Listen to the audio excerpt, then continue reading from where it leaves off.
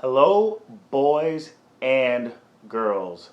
You're watching Peter's Raw Recap.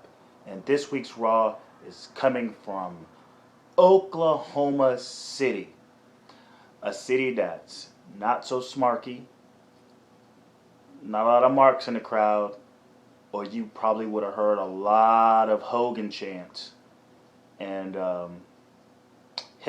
hypocrite chants. I tell you that much. Big news over the weekend. Y'all know I did a little. I said a little piece about it myself in the previous video about how I felt about the WWE stepping in, catching, meeting it at the pass of Hogan's racial slurs against Brooke Hogan's African American boyfriend, associate, whatever the fuck he was, and they got rid of his ass. So let's just say that Raw tonight was like in Chicago or in New York. It wouldn't have been a pretty sight. It wouldn't have been a pretty sight at all. But you know what? Luckily, again, this is their little Midwest tour, and they're in Oklahoma City, and they didn't have to worry about that at all. Everyone played by the rules. Now, who's to say if they would have, how that city would have been looked upon? I understand the hypocrisy joint, but if you chant Hogan after Hogan has been basically caught, using racial slurs, that one that spoke so highly of the city. But we'll get into Raw, and again, it's in Oklahoma City, and it starts off with a big eye roll for me, with the Authority, with Seth Rollins. And basically they're just gloating and doing something I don't think they've done in a long time, if not ever. They announced the matches on the day. On the evening. Normally, you figure out what the first match is, but like they just went out and said, "Hey, here's your card. Here's so and so and so and so." And apparently the theme of the night is first. It's like, it'd have been great if it would have been on the first Thursday, the first Monday of the month. But, because, being that it's the first Monday of the month, we're going to give you a bunch of firsts. Now it's like, all right, it's like the last Monday of the month, and they're going to give us a bunch of firsts. I think it's the last Monday of the month. But either way, it doesn't matter. I just thought it was like you would have tried to tie it into something first to give us all these firsts. And they go down the card of what these matches are, and it's Big Show versus Ambrose, Neville versus Fandango, Page versus Banks, Los Matadors versus Lucha Dragons, Becky Lynch and Charlotte Flair versus Alicia Fox and Nikki Bella, Orton and Owens, and Cena and Rollins. But you find out the Cena and Rollins match is actually going to happen because when Rollins starts to brag about him being the greatest WWE World Heavyweight Champion of all time, Cena comes out and actually challenges Rollins for the belt. But they kind of troll him a little bit with the crowd. This is Stephanie. Do you guys want to see this match? And she goes, "No, it's not going to happen." But then Triple H sets the match for the U.S. belt. So we get a Cena versus Rollins match, but it's actually for the U.S. belt. And, what's been happening over the past over the past week, since Cena showed up last Monday to basically get in Rollins' face, and you see this potential title for title match. Everyone's been talking about the whole Jay Lethal thing over at ROH, being that he is the ROH Television World Champion and also the World Champion for ROH. Now all the talks is like, oh yeah, they're trying to be like ROH, and I'm just like, maybe coincidental, but who gives a shit? I think title for title is actually kind of cool. We've gotten so far away from that notion that someone can hold the two belts at once that actually it could it's only two companies doing it, it's actually pretty cool. So, I mean, if you want to make that relation between what ROH is doing to WWE, you know what? Kudos. It's almost like, hey man, you sound like someone awesome. Well, thanks. As long as I sound awesome. But that's the first segment. 15 minutes, right on the nose. The first match, we get the Big Show versus Ambrose with Miz on commentary. And Ambrose needs a shave. He's kind of growing a beard. He's letting it grow out a little bit. Normally he's clean shaven, but now you can see some facial hair showing up. In the previous Peter and Jake Talks Wrestling, I talk about how Ambrose may just join the Wyatt family and turn on Reigns, starting their feud.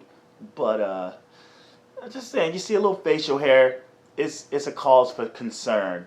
You know, it's very interesting. But this is an interesting matchup because Big Show dominates basically the entire time, and Ambrose is just doing what Ambrose does.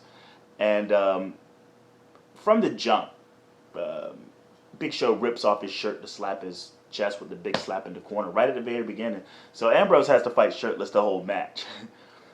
This is Ambrose being Ambrose. He unties Big Show's shoes. He applies a sleeper hold. He kicks out of a choke slam.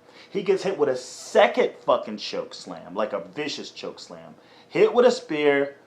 KO doing a suicide dive, and then, you know, that leads to the count out. I mean, this guy took a lot of abuse this match,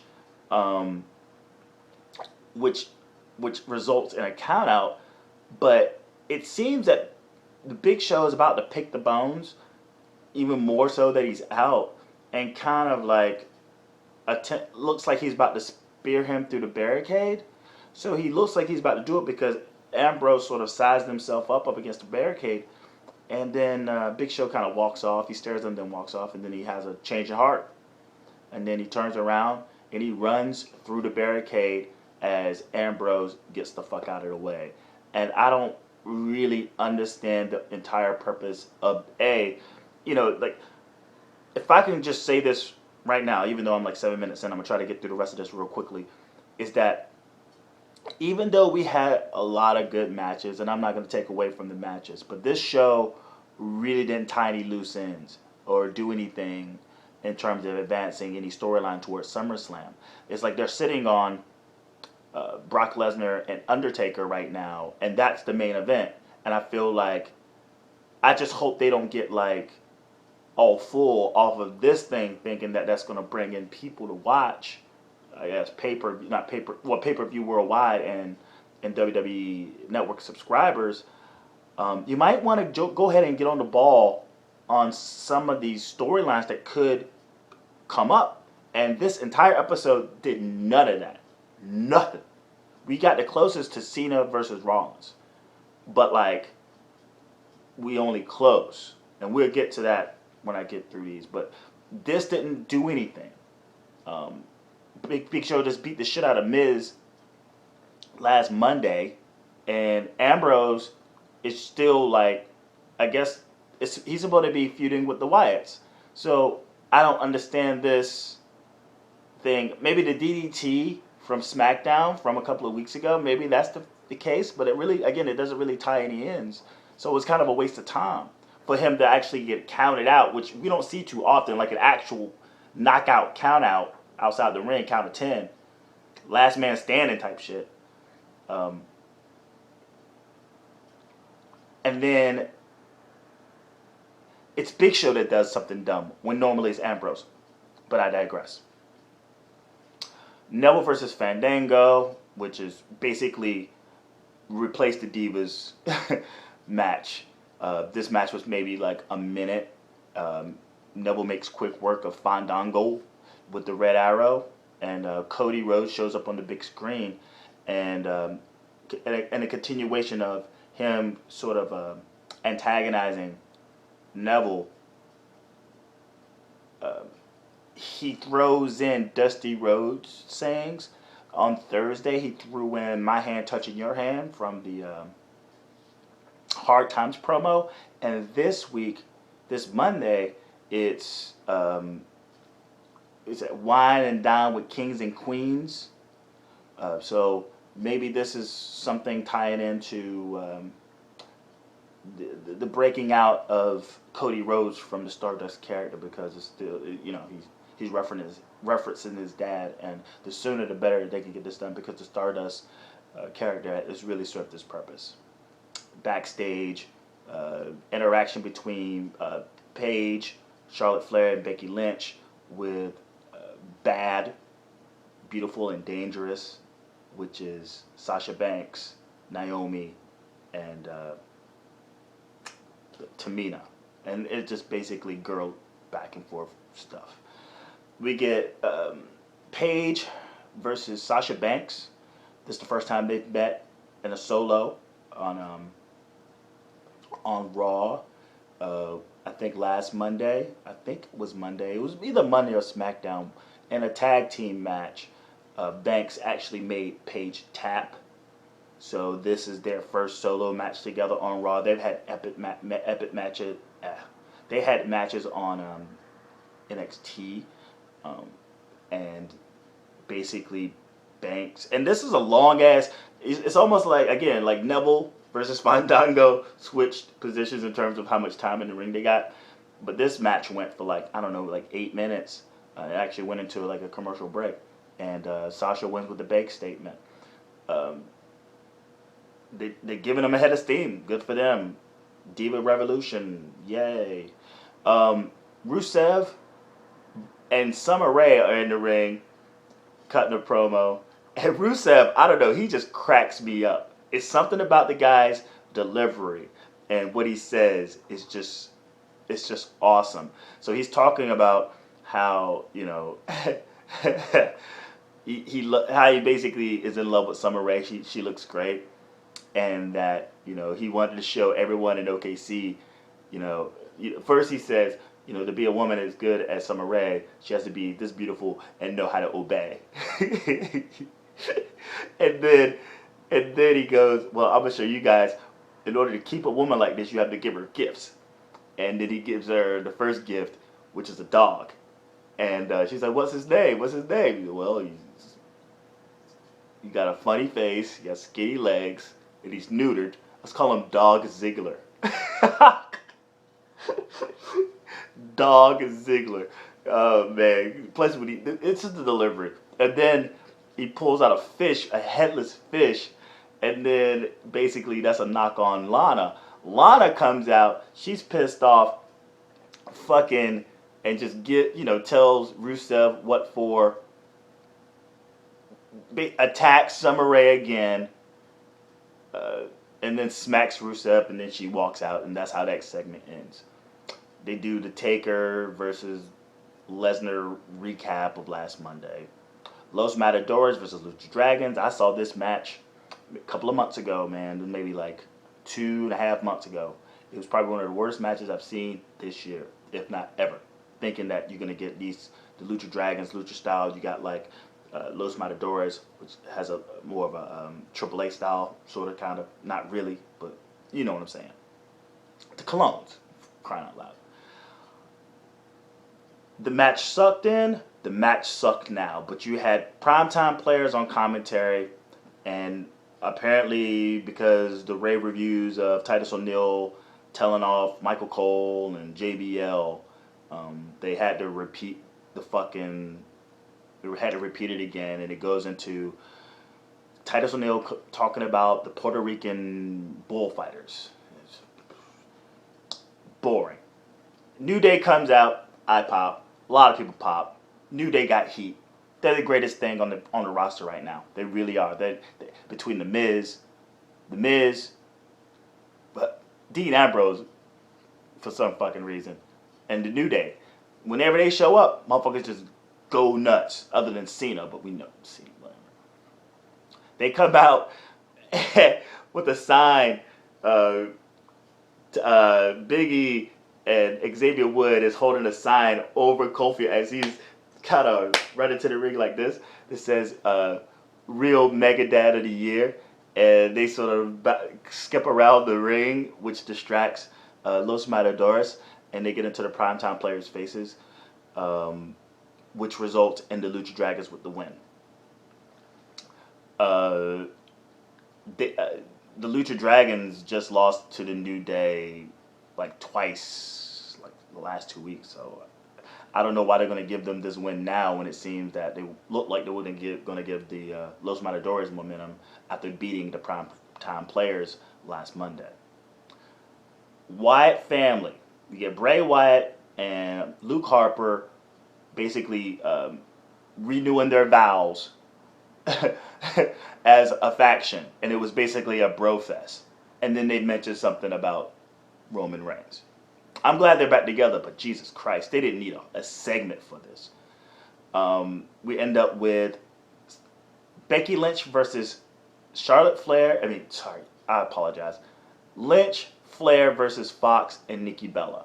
And Becky Lynch gets her first ever victory with the arm breaker to Alicia Fox. Again, another match that goes long. Second week in a row, 2 Diva segments. Giving them a head of steam. Orton versus Owens with Sheamus on commentary. Decent enough match. It starts to pick up at the end. As soon as it starts picking up, Sheamus bro kicks Orton for the DQ. And I don't know. Still, why is Sheamus focused on Orton? A, that feud is dog horrible. And B, he's the Money in the Bank holder. Sheamus is. So he should be in the face of who's ever holding the fucking WWE World Heavyweight Championship, which is Rollins. Like, I don't get it. But a melee breaks out after a little bit of a melee breaks out. Then Cesaro shows up and he gives a couple of uppercuts until he's laid out by Kevin Owens with a pop-up powerbomb. And then our main event is Cena versus Rollins, which starts off very slow but picks up and becomes a really good match. A very pro-Cena crowd tonight. Very pro-Cena. The dudes up in the front with Cena shirts on going nuts. Where the girls would be like, let's go Cena, these dudes were like, let's go Cena. So I guess Cena is just over in Oklahoma. We didn't get no John Cena sucks sing-alongs, nothing. This match is pretty decent. It's pretty fucking decent. It starts to pick up though when Seth Rollins sends a knee straight to Cena's face, busting his nose wide the fuck open. It's just straight boom, knee to the nose. Blood everywhere. You see Cena's nose just, he's out there looking like Wade Barrett and some shit. It's horrible. He's bleeding. He's still going. They go, after the knee hits the fucking nose, he's bleeding every fucking where. Not PG friendly, by the way. Doctors come out, everything. He keeps going for maybe like another 3 minutes. And I guess this is one of those things where you could probably I guess people are going to make a big deal out of it. It's alright. I think it's pretty cool that he still was able to sort of like suck it up and keep wrestling. But people are going to see this, like Michael Cole, the evolution of John Cena. He took a shot to the nose. He kept going. Oh man, I respect him so much more. He's still John Cena. It's his surroundings that's making him better. And yeah, he's a tough guy. It's not the first time he's had his nose busted open. I'm not going to make a big deal out of it. I think it's pretty cool again, but like, whatever. It happens. It's part of the job. Your nose sometimes gets busted in matches. So before you start singing his praises for still wrestling the match because he has a busted nose, he's probably gone harder with much. I mean, there's other wrestlers who's gotten in the works. He's probably actually had broken bones, which you'll never hear about during a match. A broken nose, maybe because it's more visual, but it's not anything to sort of like roll out the red carpet and the fucking palm leaves. It's not that. So just chill. He's a tough dude. That's it. But it results basically, and that's when everything picks up. But Rollins, like an idiot. And you're supposed to be the heel, man. You're not supposed to be doing some shit like that. You're not supposed to be doing the high risk moves. Like when I see him do the suicide dives and shit, like I'm like, what are you doing? Okay, it's exciting. I dig it, but what are you doing? Well, anyway, he misses a Falcon's arrow. Pretty good looking one too at that, which results in him getting put in the STF, and he taps out, and that's how the show ends. Again, not too many storylines. Well, it's like the Orton Sheamus thing hasn't ended yet. You got Cena. He's the number one contender right now. He should be the number one contender. He just tapped out the champion to the belt. So I guess that storyline's going to develop. But other than that, other than the give Divas a chance shit, which I feel, okay, I get it. Yay, we can wrestle too. But you need to start storylines. Start some serious storylines with these girls. You have to. Or it's just going to be a waste of everyone's time. Oh yeah, they can wrestle. Oh, look at this girl can wrestle. Like, okay, everyone's got their respective wins. Becky, Charlotte, Banks, they all got their wins. Now it's time, get them out of these three girl. Just, I guess we'll wait it out till SummerSlam. But after SummerSlam, get these bitches out of those fucking 3-person factions and start pushing them as individuals. Either really go with it, and again, keep the format of the WWE, like give them more time and, maybe a second segment, or get out the pot.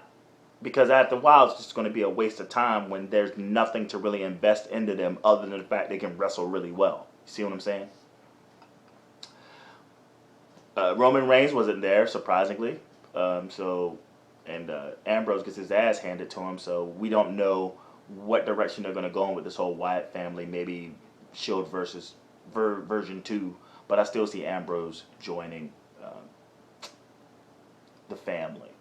And then everything else, yeah, that's about it. And I'll end it like that. To check out the full review with me and the homie Jake, where we actually go into full conversation mode about this. We go back and forth. Be sure to tune in Wednesday here on YouTube. Hit the subscription button. Peter and Jake Talks Wrestling. That's WRASSLIN apostrophe. Peter and Jake Talks Wrestling. I think this will be episode 49. So almost a year. We're going to go over this. And be sure to tune in. Yeah, we'll see you then. If you can find me on Twitter, PJTW Central. Again, that's at PJTW Central. And bookmark pjtwcentral.com. Again, that's pjtwcentral.com. That's where the uploads are for Peter and Jake Talks Wrestling and Peter Talks SmackDown, where I review SmackDown every week along with Peter and Jake Talks Wrestling. But other than that, man, enjoy, have a good night, and we will see your ass on Wednesday.